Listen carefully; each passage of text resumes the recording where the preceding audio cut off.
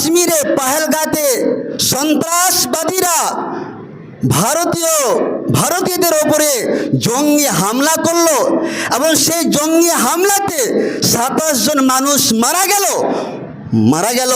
আমরা তাদের জন্য ব্যথায় ভুগছি এবং তাদের জন্য আমরা সরকারের কাছে বারবার অনুরোধ করছি যে তাদেরকে চিহ্নিত করা হোক, সন্ত্রাসবাদীদেরকে দেখা হোক, চিহ্নিত করা হোক এবং তারা তাদের পাপের যে শাস্তির যোগ্য সে শাস্তিটা দেওয়া হোক।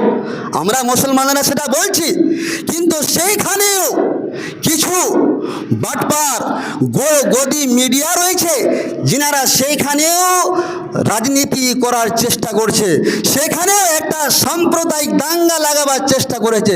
সেটা কি? গদি মিডিয়া বলছে যে সেইখানে যখন মারানো হয়, সন্ত্রাসবাদীরা যখন পাহেলগাঁতে ভারতীয়দের উপর যখন আক্রমণ করে, তখন নাকি তাদেরকে জিজ্ঞেস করা হয়েছিল তোমার নাম কি? বলছে অমুক নাম, মুসলমান নাম। তাহলে সেখানে ওকে ছেড়ে দিয়েছে।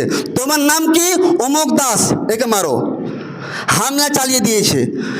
গদি মিডিয়া আরও বলছে শুধু তা নয়, এখানে এমন হয়েছে যে তাদের প্যান্ট খুলে খুলে চেক করা হয়েছে যে এ মুসলমান না হিন্দু। এটা জীবনে হয়েছে?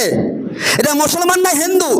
তাহলে এই গদি মিডিয়া এবং বিজেপির এবং RSS এর কিছু ধাপ্পাবাজ মুখপাত্র রয়েছেন যিনারা তাদের কাজ হলো সাম্প্রদায়িক দাঙ্গা লাগানো এবং সেখানে এমন একটা দাঙ্গা লাগিয়ে দিল হিন্দু মুসলমান।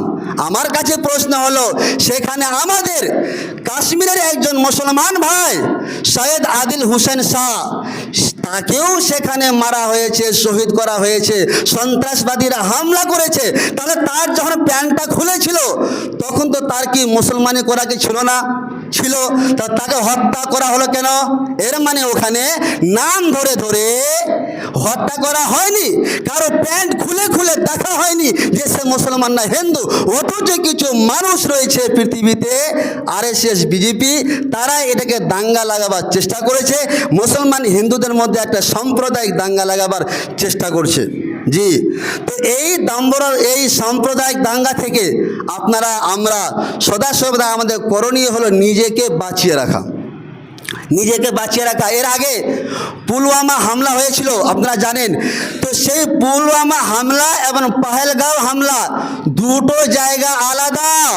তবে দুটো জায়গা আলাদা হলে দুটোর কিন্তু মিল আছে, দুটো জায়গার মিল আছে। কি মিল?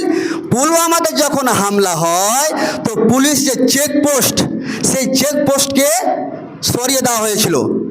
আর পাহেলগাঁতে যে হামলা হলো এখন কাশ্মীরে, সেখানে সৈন্যকে হটিয়ে দেওয়া হয়েছিল। তাহলে সেগুলো কাজ কার? বুঝতে পারছেন? সেগুলো কাজ কার? সামনে আছে ভোট ব্যাংক। মুসলমান হিন্দুর মধ্যে দাঙ্গা লাগিয়ে এরা ভোটে পাস করতে চাইছে বলে কিভাবে সাম্প্রদায়িক দাঙ্গা লাগিয়ে ভোট ব্যাংক করা যায়, তার জন্য এটা পরিকল্পনা। যাক, আল্লাহর কাছে দোয়া করেন যেন এরকম মুসিবতের জন্য আমরা না পড়ে যাই, আমাদের যেন নাম না আসে। আল্লাহ তুমি আমাদের বাঁচিয়ে রাখো।